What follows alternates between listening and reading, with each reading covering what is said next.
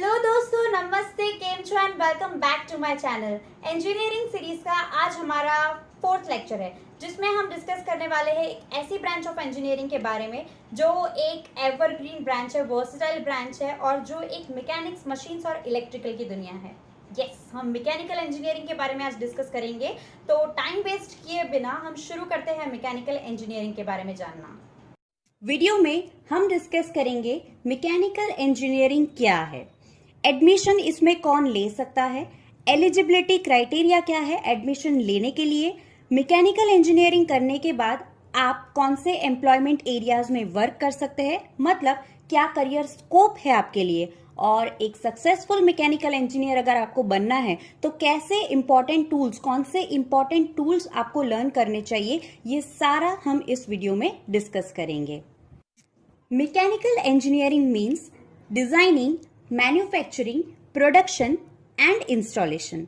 अब आप सोच रहे होंगे किसका डिजाइनिंग करते हैं मैकेनिकल इंजीनियर्स, किसका डिजाइनिंग, किसका मैन्युफैक्चरिंग, प्रोडक्शन एंड इंस्टॉलेशन। तो इसे हम बहुत ही इजी लैंग्वेज में समझते हैं, ठीक है। अब ऐसी कई सारी चीजें हैं जिसके कांटेक्ट में हम रेगुलरली आते हैं, हम डे टू डे ऐसी चीजों को यूज करते हैं जिसका हमें पता ही नहीं है, अंदाजा ही नहीं है कि उसे मैकेनिकल इंजीनियर ने बनाया है। तो मैकेनिकल इंजीनियर्स जो है वो मशीन्स और मैकेनिक्स से डील करते हैं, साथ ही साथ इलेक्ट्रिकल्स की चीजों से भी डील करते हैं। मतलब mechanical engineers power producing machines जैसे इलेक्ट्रिक जनरेटर्स, गैस टर्बाइंस और पावर यूजिंग मशीन्स जैसे एसी, फ्रिज हम हमारे घर पे यूज करते हैं, ये सारी चीजें मैकेनिकल इंजीनियर्स डिजाइन करते हैं। इसके अलावा हम कहीं भी मॉल्स, रेलवे स्टेशन, एयरपोर्ट्स, ये सारी जगह पे जब हम जाते हैं तो वहां पे हम एस्केलेटर्स देखते हैं, राइट। ये एस्केलेटर्स किसने डिजाइन की है? Yes, you guessed it right, ये मैकेनिकल इंजीनियर्स ही डिजाइन करते हैं। इसके अलावा हम लिफ्ट्स यूज करते हैं, लिफ्ट में जो एलिवेटर्स यूज होते हैं ये कौन डिजाइन करता है? Mechanical engineers. इसके अलावा हमारे घर पे हमने जैसे अभी डिस्कस किया, फ्रिज, एसी, प्रेशर कुकर, पाने पकड़, ये सारी चीजें जो है ये मैकेनिकल इंजीनियर्स ही डिजाइन करते हैं। इंडस्ट्रीज में जो मशीन्स है, टूल्स है, मशीन्स के जो पार्ट्स है, ये सारी चीजों का डिजाइन करना, उसे डिजाइन करके 3D या 3D एनिमेशन डिजाइन करना, उसका मैन्युफैक्चर करना, उसके बाद उसे प्रोडक्शन किया जाता है और उसके बाद उस प्रोडक्ट का फाइनल स्टेप है installation at the required place. ये सारी चीजें फ्रेंड्स मैकेनिकल इंजीनियर्स ही करते हैं।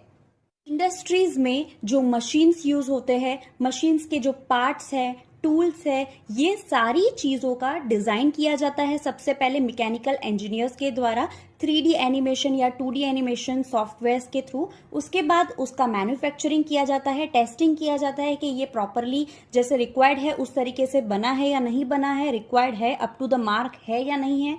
फाइनल स्टेप है उसका प्रोडक्शन और उसके बाद installation at the required place. तो ये सारी चीजें मैकेनिकल इंजीनियर्स ही करते हैं। इसका मतलब आप सोच सकते हैं कि मैकेनिकल इंजीनियर्स जो है वो हर एक फील्ड में अवेलेबल है एंड एवरग्रीन फील्ड है, इसीलिए इसे कहा जाता है mother of all the branch of engineering. जैसे हमने डिस्कस किया, mechanical engineer design, developing, production और मैन्युफैक्चरिंग में इन्वॉल्व है। तो बहुत ही इंपॉर्टेंट चीज एक इसमें ये भी है कि एक cost effective product mechanical engineer design करे। मतलब मैं ये कहना चाह रही हूँ कि देखिए, जैसे किसी भी फोन को आप परचेस करना चाहते हैं तो आप जो भी लेटेस्ट कंपनीज है, अच्छी अच्छी कंपनीज है, उनके फोन्स देखेंगे। अब आप इसके बाद ये सोचेंगे कि कौन सी कंपनी मुझे अच्छे फीचर्स दे रही है, वो भी कम बजट में, राइट। ये सारा रिसर्च करेंगे आप।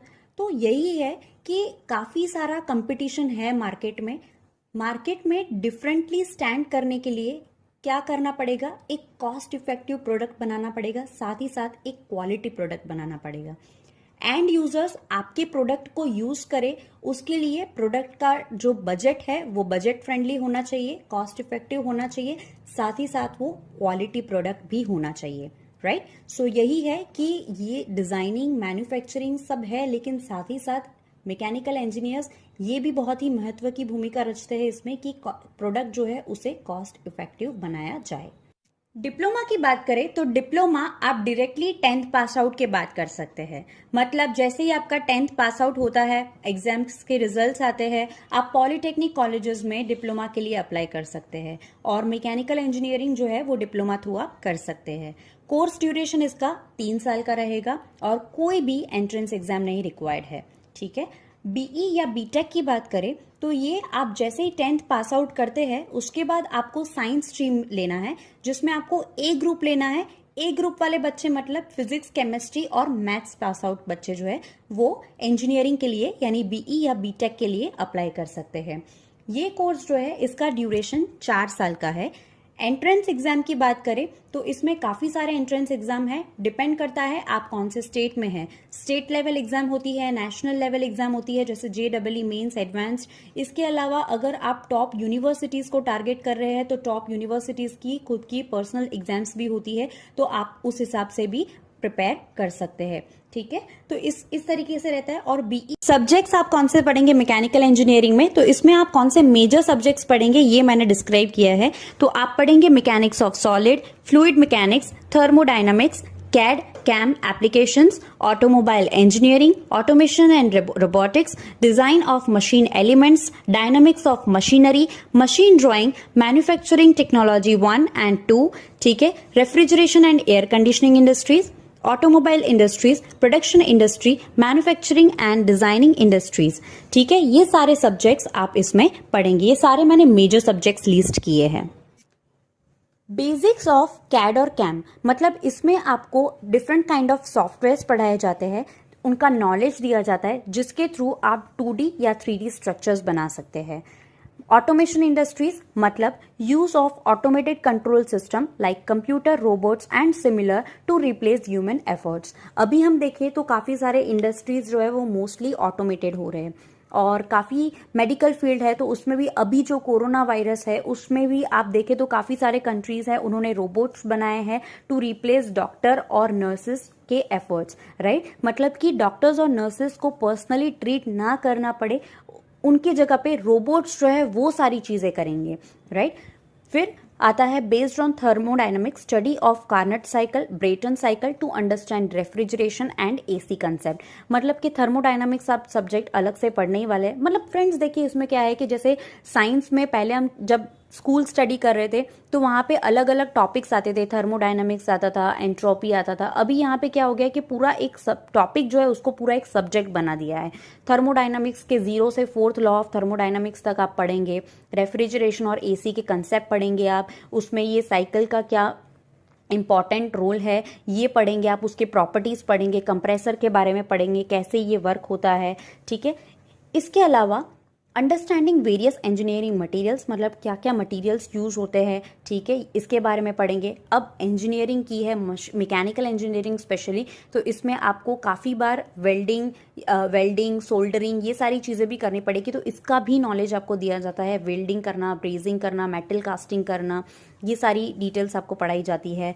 लोड एस्टिमेशन आपने देखा होगा कहीं काफ़ी सारे, जैसे हमने स्टार्टिंग ऑफ द वीडियो में ही डिस्कस किया कि आपको इसमें मैकेनिकल इंजीनियर्स जो है वो लिफ्ट में एलिवेटर्स बनाते हैं। राइट, तो इसमें लोड एस्टिमेशन मतलब आप देखिए कि वहाँ पे लिखा होता है लिफ्ट में कि इतना वेट, मतलब 5% ही इसमें इस लिफ्ट में जो है वो एंटर कर सकते हैं, मैक्सिमम जो है इतना वेट ही ये लिफ्ट जो है वो हैंडल कर सकता है। राइट, तो उसका जो लोड एस्टिमेशन है ये सारी कैलकुलेशन आपको मैकेनिकल इंजीनियरिंग में सिखाते हैं डिफरेंट मटेरियल्स की। एम्प्लॉयमेंट एरियाज की बात करें तो इसमें हमने सब्जेक्ट देखा था कि आप रेफ्रिजरेशन एंड एयर कंडीशनिंग के बारे में पढ़ते हैं तो आप ये इंडस्ट्री में अप्लाई कर सकते हैं। ऑटोमोबाइल का आपको अलग से सब्जेक्ट होता है तो आप ऑटोमोबाइल इंडस्ट्रीज में वर्क कर सकते हैं, प्रोडक्शन इंडस्ट्रीज में वर्क कर सकते हैं, मैन्युफैक्चरिंग एंड डिजाइनिंग इंडस्ट्रीज में। राइट, हमने जैसे डिस्कस किया कैड कैम के बारे में आप पढ़ते हैं, मैन्युफैक्चरिंग टेक्नोलॉजी के बारे में आपको पार्ट 1 पार्ट 2 दो अलग अलग सब्जेक्ट्स आते हैं।